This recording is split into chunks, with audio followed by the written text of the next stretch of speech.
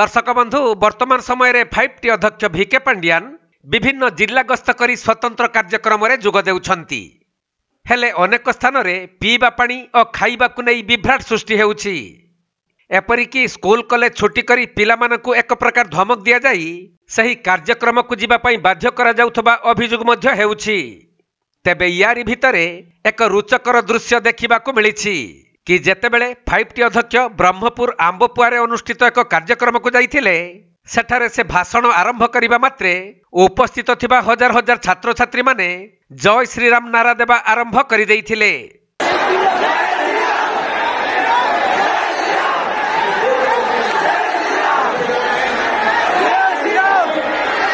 फलरे तांकर भाषण शोभी नथिला, केवल पिलांक जय श्रीराम नारा ही शोभिथिला।